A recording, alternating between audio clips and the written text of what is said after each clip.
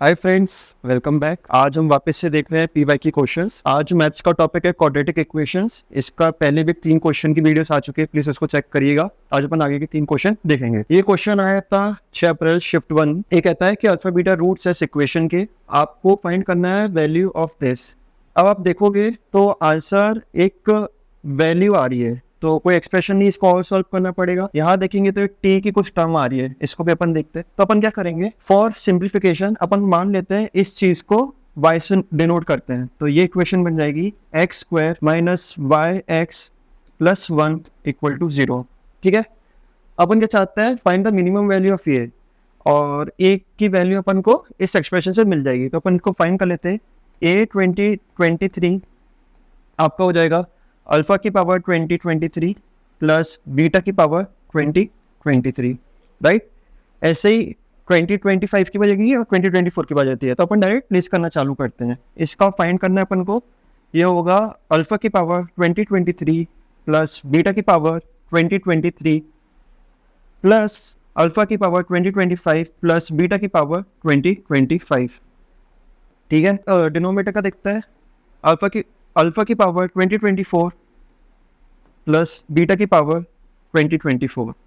अब इससे अपन कोई ऐसे सिंप्लीफाई तो कर नहीं पा रहे हैं। अपन क्या करते हैं, इसको और इसको कॉमन लेके देखते हैं। ठीक है, तो इन दोनों टर्म्स में देख सकते हैं अल्फा की पावर 2023 कॉमन आ रहा है। तो ये बन जाएगा अल्फा की power 2023 1 plus alpha square. Similarly beta के लिए भी होगा, तो बीटा की power 2023 1 plus beta whole square upon, ये एज इट इज रहेगा क्योंकि और कुछ सिंप्लीफाई नहीं हो सकता है। हो जाएगा अल्फा की पावर 2024 प्लस बीटा की पावर 2024। अब अपन क्या करते हैं, अल्फा और बीटा इक्वेशन के रूट्स हैं, तो अल्फा बीटा को इसको सेटिस्फाई करना चाहिए। तो एक्सप्रेशन में अगर आप अल्फा सब्स्टिट्यूट करेंगे एक्स की जगह, तो ऐसा बन जाएगा alpha square minus y alpha plus 1 equal to 0। अब देखिए अल्फा स्क्वायर प्लस 1 की वैल्यू अपन यहाँ सब्स्टिट्यूट कर सकते हैं यहाँ से। तो यह बन जाएगा alpha square plus 1 equal to y alpha. ठीक है, नेक्स्ट पेज पे जाके अपन सॉल्व करते हैं आगे का। अल्फा की पावर 2023 1 प्लस अल्फा स्क्वायर को क्या लिख सकते हैं, वाई अल्फा। ठीक है, ऐसे बीटा के लिए भी लिख देंगे, बीटा की पावर 2023 है ना, y beta upon denominator as it is रहेगा क्योंकि इसमें अपन को सब्स्टिट्यूट नहीं करे अभी। अल्फा की पावर 2024 प्लस बीटा की पावर 2024। ठीक है, अब देखोगे तो ये 2023 है इसकी पावर और ये अल्फा, तो 2024 बन जाएगा। और यहाँ से भी बीटा के लिए भी सिमिलरली हो जाएगा। इसको और सिंप्लीफाई करेंगे तो बन जाएगा अल्फा की पावर 2024 वाई टाइम्स, यहाँ पे भी वाई कॉमन ले लेंगे तो बन जाएगा बीटा की पावर 2024 अपॉन अल्फा की पावर 2024 प्लस बीटा की पावर 2024। तो अपना सिंप्लीफिकेशन के बाद आ रही है सिर्फ वैल्यू वाई। ठीक है, अब अपन क्या करेंगे देखेंगे, तो अपन को y की वैल्यू फाइंड करनी है। अब देखो ये क्वाड्रेटिक इक्वेशन दी है, तो अपन इसको डिफरेंशिएट करके फाइंड कर सकते हैं कि किस वैल्यू पे मिनिमम होगा, और डबल डिफरेंशिएट करके चेक कर सकते हैं कि मिनिमम होगा ही कि नहीं होगा। ठीक है, तो T square minus 5t plus 6, T square minus 5t plus 6। ठीक है, अपने पास ये इक्वेशन गिवन है, अपन इसमें क्या करते हैं, डिफरेंशिएट करते हैं। तो ये बन जाएगा 2t माइनस 5, और इसको अपन जब 0 के सब्स्टिट्यूट कर देंगे तो t की वैल्यू 5/2 आ जाएगी। ठीक है, अपन को चेक करना है कि इस वैल्यू पे ही वो मिनिमम होगा नहीं होगा, तो इसके लिए अपन डबल डिफरेंशिएट करेंगे। तो वो होगा, इसका डबल डिफरेंशिएशन होगा 2, जो कि पॉजिटिव आ रहा है। तो इसका मतलब ये है कि अगर जब अपन इसमें सब्स्टिट्यूट करेंगे और ये पॉजिटिव आता है, इसका मतलब इस वैल्यू पे ये एक्सप्रेशन मिनिमम वैल्यू देगा।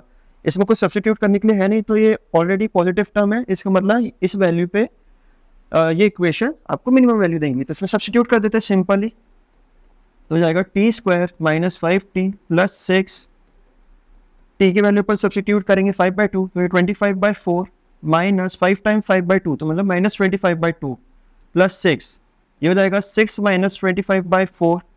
इसको करेंगे तो 6 इंटू 4 24 माइनस 25 माइनस 1/4। अपन ऑप्शन चेक कर लेते हैं। ये देखिए ये आंसर सही है। बहुत सिंपल क्वेश्चन था, इसमें दो चीजों के कॉन्सेप्ट्स को यूज किया गया है। ठीक है, नेक्स्ट क्वेश्चन देखते हैं। इसमें बोला गया है अल्फा बीटा रूट्स है इस इक्वेशन के, और अपन को ऐसी इक्वेशन फाइंड करनी है जिसके रूट्स ये रहेंगे। तो इसके लिए अपन को सिंप्लीफाई तो ऐसा कर नहीं सकते, तो अपन क्या करते हैं, इनकी वैल्यू फाइंड करने की कोशिश करते हैं। ठीक है, इससे अपन निकालते हैं अल्फा प्लस बीटा क्या होगा, माइनस बी वाई, मतलब -2 √2 अल्फा बीटा क्या होगा आपका minus equal to C by A होता है, तो यहाँ आएगा -1/1 जो कि -1 रहेगा। ठीक है, अपन alpha square plus beta square निकालते हैं, उससे अपन ये निकालेंगे तो उससे ये निकालेंगे। ठीक है, alpha square plus beta square होगा आपका अल्फा प्लस बीटा का whole square minus 2 alpha beta, right. ये होगा, सिंपल अपन यूज कर सकते हैं। अल्फा प्लस बीटा मतलब -2√2, इसका स्क्वायर करेंगे तो 8 आ जाएगा, और -2 अल्फा बीटा मतलब -2, तो ये हो जाएगा +2, तो ये 10 आ गया। ठीक है, alpha square plus beta square की वैल्यू आ गई है। अब अपन क्या करते हैं, अल्फा 4 प्लस बीटा की पावर 4 निकालते हैं, तो ये रहेगा alpha square plus beta square का whole square -2 alpha square beta square, right. Alpha square plus beta square की अपन ने वैल्यू क्या निकाली अभी पीछे से 10, तो इसको अपन सब्स्टिट्यूट कर देंगे। ठीक है, तो हो जाएगा 10 स्क्वायर -2 टाइम्स अल्फा बीटा का होल स्क्वायर। अल्फा बीटा की वैल्यू अपन की -1 थी, तो -1 का होल स्क्वायर हो जाएगा, तो ये हो जाएगा 100 - 2 = 98। ठीक है, ये अपना पहले रूट की वैल्यू आ गई है। अब अपन को निकालना है अल्फा 6 प्लस बीटा 6।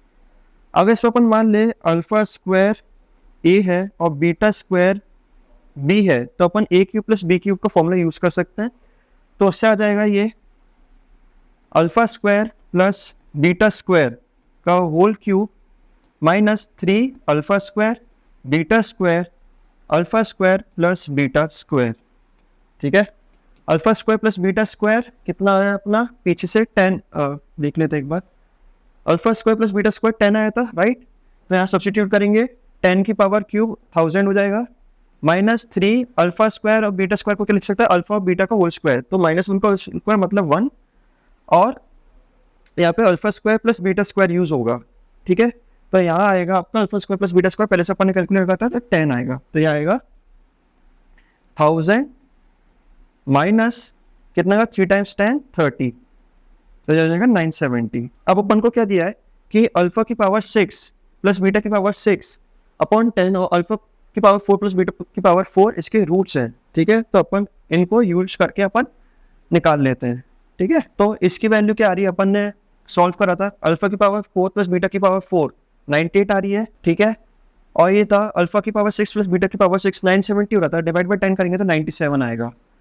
तो इसके रूट्स आएंगे x - 97 और x - 98, इसको जब इक्वेट करेंगे तो अपनी इक्वेशन बन जाएगी।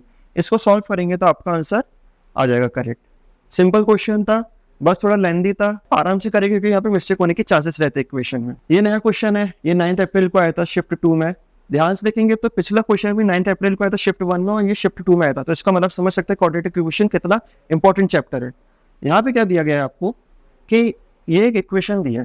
ठीक है, इसमें बोला अल्फा बीटा इसके रूट्स हैं।